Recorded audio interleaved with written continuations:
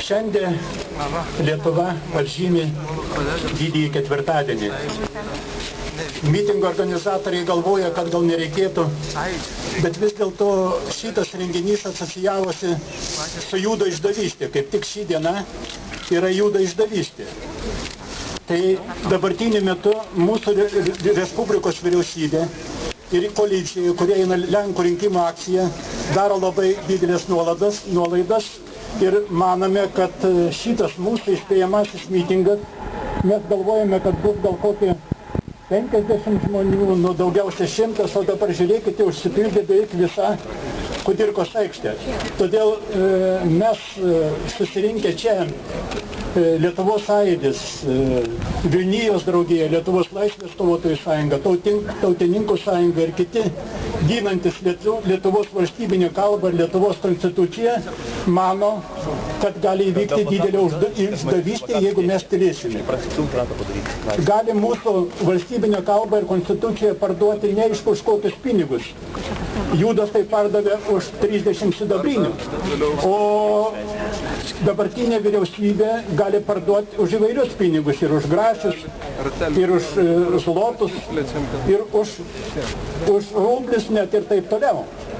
Todėl šiandien šis mitingas yra skirtas tam, kad apginti Lietuvos Respublikos valstybinę kalbą, Lietuvos konstituciją, o taip pat apginti ir šiame krašte gyvenančius kitų tautybių žmonės. Lenkus, rusus, baltarusius, žydus ir kitų tautybių žmonės. Aš manau, kad dauguma Lenkų tautybės žmonių palaiko Lietuvos politiką, tačiau yra tokia institucija kaip Lenkų rinkimų akcija, kuri griauna Lietuvos valstybinius pamatus. Ne veltui mūsų protėviai kovojo už mūsų valstybę, už mūsų tautos ateitį, kovojo už mūsų lietuvių kalbą, už jos vartojimą. Savo gyvybės paaukojo partizanai, politiniai kaliniai, laisvės kovotojai, knygnešiai. Ir štai mes šiandien susirinkę išreiškime ryžtingą protestą prieš mūsų dabartinės valdančios koalicijos nuolaidžiavimus Lenkų rinkimų akcijai ir Rusų sąjungai. Tai štai savo šiuo žodžiu, savo ryžtingais pasisakymais, parašų rinkimais, kurių mes jau surinkom jau virš 20 000 ir dabar dar renkame, išreikšdami mūsų tautos ir visuomenės ryžtą ginti Lietuvos valstybę, jos orumą, tautos ateitį, konstituciją, mūsų kalbą ir visas tautinės vertybės. Taigi, pirmin už mūsų tautą, už lietuvių tautą, už mūsų valstybę. Ačiū. Jeigu politinė situacija nesikeis ir jeigu išliks tokia pat. Lietuvių tauta daugelį metų kūrė savo nepriklausomybę, kūrė savo valstybę, sugebėjo per tuos visus šimtmečius išlaikyti savo kalbą, savo istoriją, savo kultūrą. Atėjo tas metas, prieš 20 metų mes buvom susirinkę, sugrąžinome tas vertybės mūsų tautai, mes visą šitą dabar turime. Tačiau šiandien iškilo didžiulė grėsmė valstybė ir čia mes, sąjūdis, sąjūdžio taryba, norim pasakyti, kad mūsų ponam iš Varšuvos ir darbininkam iš Maskvos, kad mes patys sugebėsime sutvarkyti savo Lietuvos valstybės reikalus ir mums pagalbos nei iš nieko nereikia.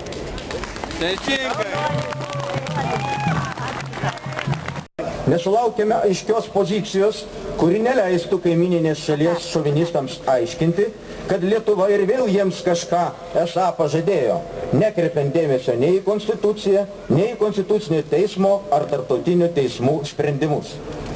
Iki šiol neišgirdome, ar bus atmestos Tūlo Trusevičiaus darbo grupės parengtos antikonstitucinės rekomendacijos, kuriomis siekėme pažeminti lietuvių kalbą, išdarkyti jos abėcėlę, iškraipyti senosius Lietuvos vietovardžius, kelti sumaištį dėl gatvių pavadinimų.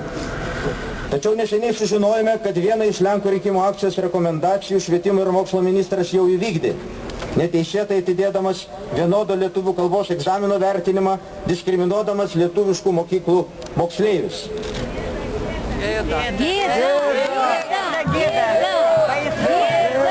Jei gerbėte Lenkiją ir Lenkus, tai sakykite jiems tiesą. Nebūkite svetimųjų pastumdėliai ir baudžiauninkai ir neklydinėkite pasimetę kažkur tarp Vilniaus ir Varšuvos ar kokios kitos užsienio šalies. Ir Lietuvos piliečiams pasakykite aiškiai, ar liksite ištikimi Lietuvai, savo priesaikai, ar šventai laikysitės konstitucijos ir įstatymų. Neišduokite ir broliškos Latvijos, kurią spaudžia Kremliaus imperialistai, mėgindami palaužti latvių kalbą ir dvasią. Išgirskite, ką sako Latvijos premjeras, nerimaudamas, kad Lietuvos pažadai įgyvendinti Lenkų rinkimų akcijos rekomendacijas gali rimtai pakenkti nacionaliniams Latvijos interesams. Būtų gerai, kad pasimokytumėte iš Latvijos ir to, kaip reikia tvarkyti švietimo sistemą. Jei tikite, kad turite draugų Varšuvoje, tai atvirai paklauskite jų, ar dar ilgai jie šoks pagal Kremliaus didžiavalstybininkų stiliaus dūdelę. O kol nėra tikrumo dėl blauzdų tvirtumo, nesiųskite Kirkilo į Varšuvą, kad jis iš tikrųjų ko nors netaip nepasirašytų. Ir būkite geri, nebeatsiprašinėkite. Tegu Lietuvos atsiprašo už okupacijas, ultimatumus, nutautinimą, naikinimus ir šmeižimus. Jeigu per dvasių silpnumą ką nors netinkamo jau pažadėjote, pavedame šios pažadus, nedelsiant atšaukti. Ar pavedame? Visiškai suprantama, kad kiekvienai tautai jos kalba yra jos savastis ir esmė, jos brandolys, jos gyvybė. Kiekvienai valstybei jos kalba yra tai, kas mus jungia į vienumą, į krūvą. Mikalojus Daukša labai gerai yra rašęs seniai, kad kalba yra vienybės motina. Mums labai yra keista, kad nepriklausomas demokratinis Lietuvos Respublikos kultūros viceministras siūlo daryti tą patį, ką siūlė caro Vilniaus general-gubernatorius Muravjovas. Rašyti Vilno, Trokį, Soliečnikį, gal ir Kauno, Ponevež, Šaulį. Jų kalba tai buvo lengviau ištarti, bet dabar jau kita yra valstybinė kalba, pavyko etninėse lietuvių žemėse ją atkurti. Turime autentiškus vietovardžius, išlaikytus 500 metų ir 1000 metį, dėl to nereikia jų ir kraipyti. Lygiai tas pats ir su pavardėmis, kurios susidarė Lietuvos valstybėje ir yra būtent Lietuvos kultūros paveldas. Tai aš pacituosiu tik jos 20 ir 21 straipsnį, ką reikia daryti, remiantis būtent šitą konvenciją. O ji reikalauja gerbti nacionalinius teisės aktus ir kitų žmonių teisės, visų pirma asmenų, kurie priklauso tautiniai daugumai ir kitoms tautinėms mažumoms. Nenusikalsti valstybių suvereniteto, lygybės, teritorinio vientisumo ir politinės nepriklausomybės principams. Dėl to mes ir siūlome, pirma, pasirašyti peticiją reikalaujančią laikytis valstybinės kalbos įstatymą ir ginti teritorijos vientisumą. Dabar yra tik 20 000 parašų, pasirašymas bus tęsiamas, kol mes laimėsime. Atėjo laikas kitiems valdininkams suprasti, kad ne tik švęsti reikia, bet ir veikti. Šiek tiek istorijos. 14 amžius. Žeminanti Lietuvos valstybės garbę Krėvos unija. 15 amžius. Dingusi mūsų valstybės simbolių galėjusi būti Vytauto didžiojo karūna. 16 amžius.